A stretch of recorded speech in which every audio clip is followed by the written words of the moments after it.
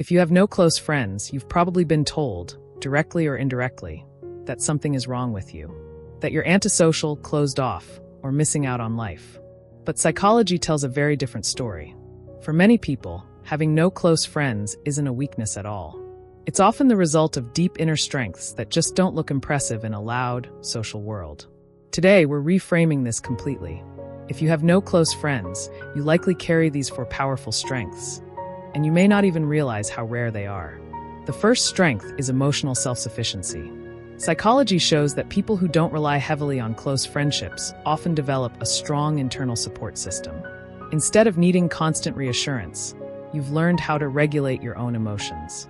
When something goes wrong, you don't immediately reach for someone to fix how you feel. You sit with it, process it, and move forward. This doesn't mean you don't feel deeply. In fact, it usually means the opposite. You feel things fully, but you've learned how to handle those emotions on your own. Research on emotional regulation suggests that people who spend more time alone often become better at self-reflection and emotional processing. Think about it. When you're upset, you don't distract yourself with endless conversations or validation. You might journal, think, walk, or simply allow the emotion to pass. That's not loneliness, that's emotional resilience. And in a world where many people panic at being alone with their thoughts, this is a serious strength. The second strength is high discernment in relationships. Research indicates that people with fewer close friends often have higher standards for emotional connection. You're not interested in shallow bonds or relationships that require you to shrink yourself just to belong. If someone doesn't feel safe, authentic, or aligned, you'd rather be alone than force closeness. This can look like social withdrawal from the outside, but internally it's clarity.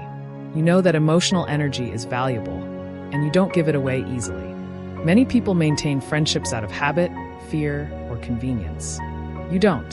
You might have experienced friendships in the past that felt draining, one-sided, or performative. Instead of tolerating that long-term, you chose distance. Psychology calls this selective social investment, the ability to prioritize quality over quantity. It's a sign of maturity, not deficiency. The truth is, not everyone is meant to have a wide social circle. Some people are wired for depth, not volume. And depth requires patience, boundaries, and discernment, qualities you already have. The third strength is a strong sense of identity. When you don't have close friends constantly reflecting you back to yourself, you're forced to define who you are on your own. Psychology shows that people who spend significant time alone often develop a more stable self-concept because they're less influenced by group norms or social pressure. You likely know what you like, what you don't, what you tolerate, and what you won't. Your opinions aren't shaped by needing approval. Your values aren't constantly shifting to fit in. That inner solidity is rare. Many people with large friend groups struggle with identity confusion. They adapt to whoever they're with. You don't have that problem. You may feel different, but that difference comes from self-knowledge. And while it can feel isolating at times, this strong identity becomes a foundation for every future relationship.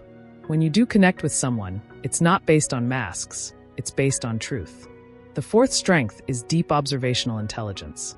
When you're not constantly talking or socializing, you notice more. Research in psychology suggests that people who spend more time in solitude often become highly attuned to social dynamics, emotions, and unspoken cues. You observe patterns. You notice inconsistencies. You pick up on tone, energy, and intention. This makes you emotionally intelligent, even if you don't express it outwardly. In social settings, you might be quiet, not because you have nothing to say, but because you're processing everything. You understand people deeply, sometimes before they understand themselves. That's why superficial interactions can feel exhausting to you. This strength often shows up as intuition. You sense when someone isn't genuine. You feel when a situation isn't right. And because you trust your observations, you don't rush into closeness just to avoid being alone. Here's the reframe that matters most. Not having close friends does not mean you are unlovable, broken, or behind in life. Psychology consistently shows that humans have different social needs. Some people thrive in constant connection. Others thrive in depth, solitude, and internal richness. Your path just looks quieter. And quiet doesn't mean empty. It often means full of thoughts, insight, self-awareness, and emotional strength. If you've ever felt invisible or misunderstood because of this, let this be your reminder. You are not lacking. You are developing. The right connections don't come from forcing yourself to be more social. They come from honoring who you already are.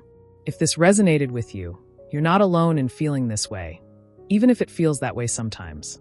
Subscribe for more psychology insights that help you understand yourself deeply, reframe misunderstood traits, and turn quiet strengths into confidence.